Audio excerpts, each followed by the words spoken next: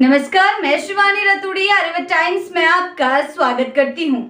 बिहार में विधानसभा चुनाव की सरगर्मी के बीच एलजेपी रामविलास के अध्यक्ष और केंद्रीय मंत्री चिराग पासवान को लेकर राजनीतिक हलकों में सबसे बड़ा सवाल यही है कि चिराग खुद मैदान में उतरेंगे।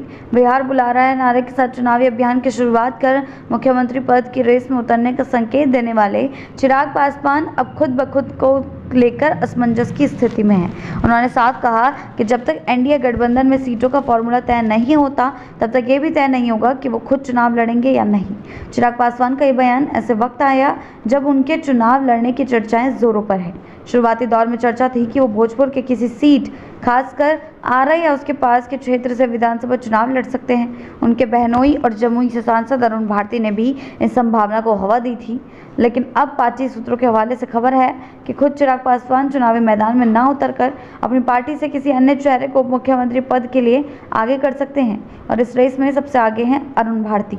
सियासी गलियारों में जो सीट की सबसे अधिक चर्चा है वो है सिकंदर विधानसभा सीट, जहां फिलहाल जीतन राम मांझी की पार्टी हम के विधायक प्रफुल्ल मांझी काबिज है।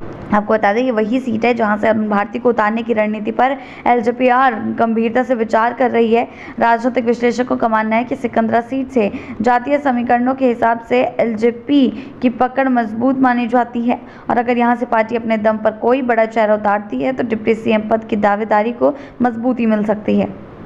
चिराग पासवान ने अपने ताज़ा बयान में कहा, एक बार सीट शेयरिंग हो जाए, ये तमाम विषय हमारे सेंट्रल पार्लियामेंट्री बोर्ड में पेंडिंग है। लड़ना चाहिए या नहीं ये सारे मत केंद्रीय संसदीय बोर्ड को सौंप दिए गए हैं। सबसे पहले ये तय होना ज़रूरी है कि हमारी पार्टी कितनी सीटों पर चुनाव लड़ेगी और कौन कौन से सीटें हमें मिलेंगी। उन्होंने ये भी जोड़ा कि सीटों की संख्या के साथ साथ सीटों का चयन भी अत्यंत महत्वपूर्ण है। यानी ये नहीं कि एलजेपी रामविलास को कितनी सीटें मिलेंगी, बल्कि कौन सी मिलेंगी, इस पर भी आगे की रणनीति और व्यक्तिगत निर्णय टिका होगा। जी हाँ, कई तरीके के सवाल और बयानबाजियां हो रही हैं।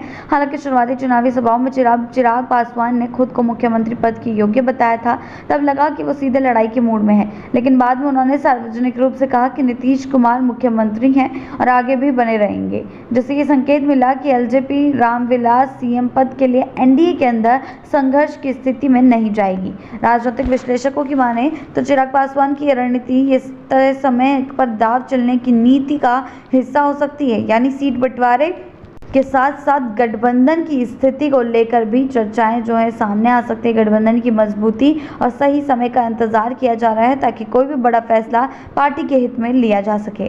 फिलहाल चिराग पासवान खुद मैदान में उतरेंगे या नहीं ये सवाल अनुत्तरित है, लेकिन एलजेपी रामविलास की रणनीति और संकेत बता रहे हैं कि पार्टी इस बार डिप्टी सीएम पद के लिए पूरी दमखम के साथ ताल ठोकने वाली है। अगर सीट बंटवारे में पार्टी को मनचाही सीटें और सम्मानजनक हिस्सेदारी मिली तो चिराग पासवान भले खुद मैदान में ना उतरे, लेकिन पार्टी से किसी कद्दावर चेहरे को आगे करके राजनीतिक संतुलन साधने की पूरी तैयारी कर चुके हैं। आगे क्या कुछ होता है देखने वाली बात होगी। ऐसी ही अपडेट्स के लिए जुड़े रहें आर्यभट्ट टाइम्स के साथ ही चैनल को सब्सक्राइब करना ना भूलें और हमारी फेसबुक और वेबसाइट के साथ भी जरूर जुड़ें।